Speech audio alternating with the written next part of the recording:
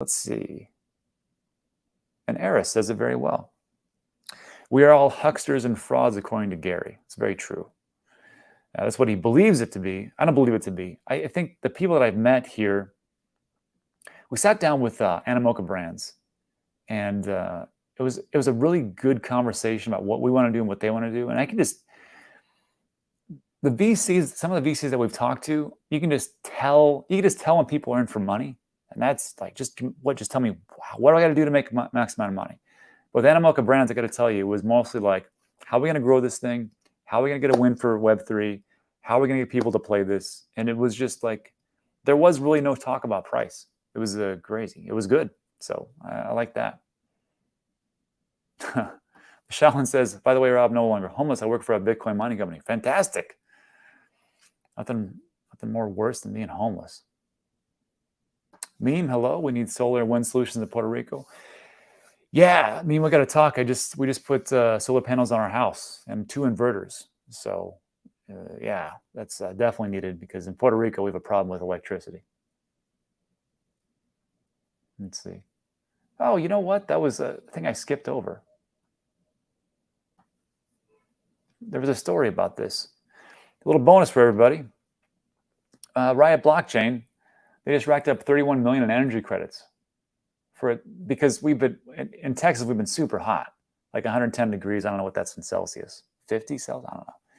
But people complain about Bitcoin miners. All I got to, like, when we need electricity, the electric grid, the companies that I think it's ERCOT that oversees, the Electrical Reliability Council of Texas, ERCOT.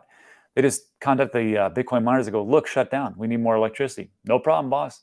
And they do that, and they get like massive amount of tax credits. So here's what happened. The company secured almost 32 million in power and demand response credits.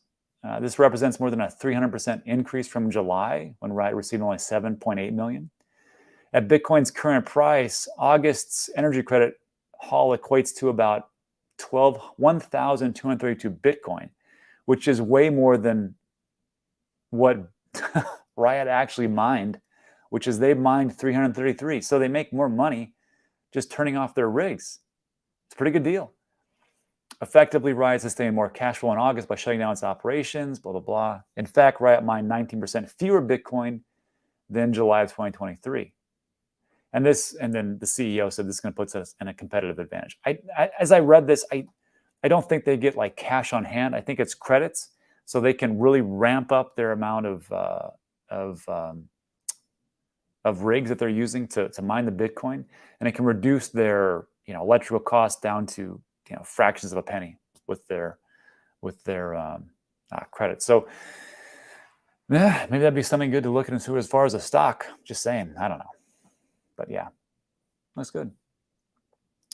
Say flight. Let's hope so.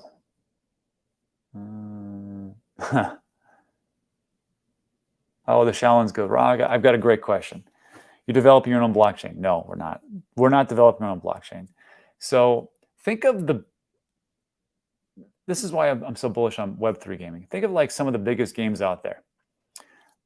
Let's say you take Angry Birds, right? And that Angry Birds made over $1 billion. I think their movie rights alone was $723 million. So let's say that you took Angry Birds, right? And you were able to take the Web 2 version and create NFTs and tokens. And the tokens that people bought into, and it would always be free, right? You could use this as an example of our project. You could always play Flappy Bird on your phone, your device, for free. But let's say you said, well, I want some of that revenue that is coming in. Wouldn't it be great to have a token and stake that token, and then you could get 50% of the revenue from the Web 2 version that is coming in, and because you're a token holder? And people would say, well, why would a company do that? Why don't they just keep all the revenue? Well, you can do that, but it's not going to really build Web 3. So think of it that way when I start to finally talk about the project that we're getting into. So we're not creating a blockchain. We're actually discussing on which blockchain to build our Web3 version on. And that's it. Oh, Jungle Inks here. Hello, Jungle. Rob, I read somewhere that Korean prefer to use XRP over other blockchains. Is this true? From what I understand, most of them like to use Tron as far as their stablecoin, quite honestly. But, you know, it depends on which ones you talk to, I suppose. So here in Korea, it seems like it's a big thing. Yeah, Caspa, sure. Good morning. That's on Caspa? No, I don't own it, so I don't talk about it. Fantastic. I think that's it. I think I did my job today because no one has much questions, which is great. Tomato coin never. Tomato coin, if you don't know, was a meme coin that I created on Cardano, and it was just an airdrop to everybody who was part of my my Cardano stake pool, and it was free. It was just a joke, and everybody got a bunch of tomato coin. Like, what do I do with this? I'm like, nothing. Same thing you do with Pepe coin. Just wait for the price to go up. Maybe someone wants to buy it from you. But that never took off. It was kind of ridiculous. Ben's chair is here. Ben's chair is quite a celebrity, actually. He or she or they always seem to find a way to work their way in the chats. So welcome, Ben's chair.